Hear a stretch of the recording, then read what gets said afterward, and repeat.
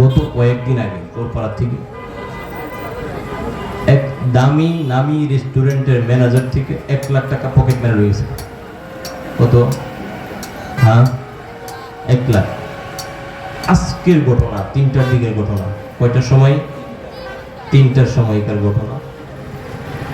3 জন মিলে একজনকে দৌড়াইতে আছে, একটার হাতে বাঁশের লাঠি আর বাকি 2 জন খালি হাতে। একজনকে দৌড়াইতেছে কয়জনে মিলে? 3 জনে মিলে দৌড়াইতেছে। ধরছে, দৌড়া দিয়েছে উত্তমার মাধ্যম। কি দিছে? উত্তম ডান্ডা দিছে, বুঝলেন তো? আবার মাধ্যম উঠবো, কোনো মাধ্যম বুঝছেন না, ডান্ডা দেওয়া শুরু করছে।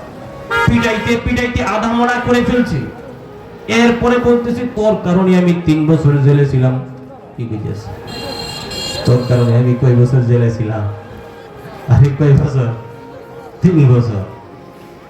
এরপরে আবার রিকশার মধ্যে উঠাইছে, উঠায়া নেওয়া শুরু করছে।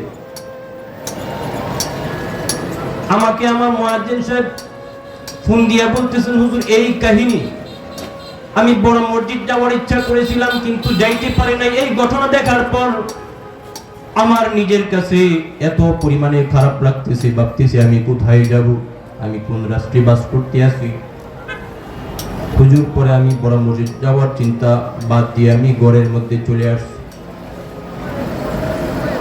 যদি এই হয় দেশের অবস্থা, যদি এই হয় রাষ্ট্রের অবস্থা, যদি এই হয় সমাজের অবস্থা, যদি এই হয় পাড়া মহল্লা রুটঘাটের অবস্থা, ওপেনলি চলে ডান্ডা।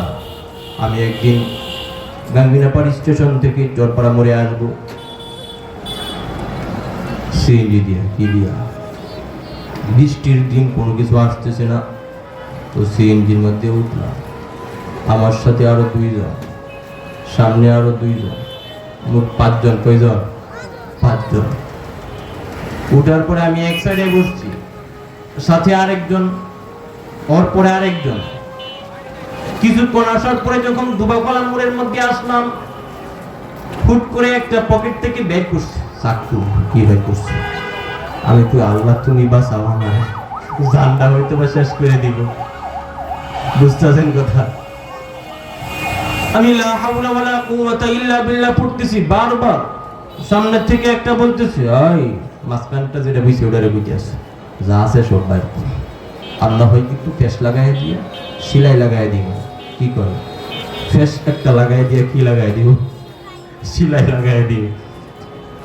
আমাকে কিছুই বলতেছে না, আমি শুধু পড়তেছি লা হাওলা ওয়ালা কুওয়াতা ইল্লা বিল্লাহ। কি পড়তেছি বলেন? কি বাবারা তোমরা দাঁড়াই থাকবা, রাগ করছ? হয়তো এইদিকে না হয়, এইদিকে না হয়, এইদিকে, রাস্তা 3 ডাইরেক্ট। এই সামনে বসে পড়ে, কিছুক্ষণ পরে আজানের পরে দৌড় দিবা, যাও। আমি শুধু লা হাওলা ওয়ালা কুওয়াতা ইল্লা বিল্লাহ পড়তেছি। মাসকানটার পকেট থেকে যা ছিল সব নিয়েছে, মোবাইল নিয়েছে, জার্সি নিয়ে আসতেছিল। কি জার্সি? যারা মাদের তারা ঠিকই ভালো করে বুঝছে জার্সি কারেক্ট।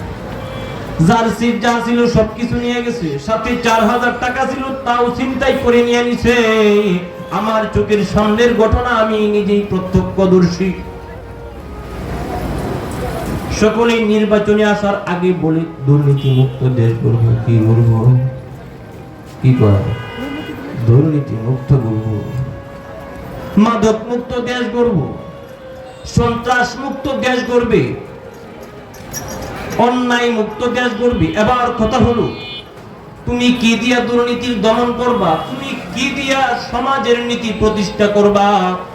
তুমি কোন নীতির মাধ্যমে সমাজ চালাইবা? যেই নীতির মাধ্যমে দুর্নীতি দমন করবা। যদি এই হয় তোমার আদর্শ, পশ্চিমা নীতির মাধ্যমে তুমি দুর্নীতি দমন করবা, কসম খুদা অসম্ভব অসম্ভব। যতক্ষণ পর্যন্ত কোরআনের নীতি তোমার সমাজের নীতি না বানাইবা, কোরআনের আদর্শ তোমার সমাজের আদর্শ হিসেবে গঠন না করবা, হাদিসের আদর্শ তোমার সমাজের আদর্শ হিসেবে মেনে না নিবা, ততক্ষণ পর্যন্ত আল্লাহর কসম কে বলি, কখনো কালেও দুর্নীতি দমন করা সম্ভব না।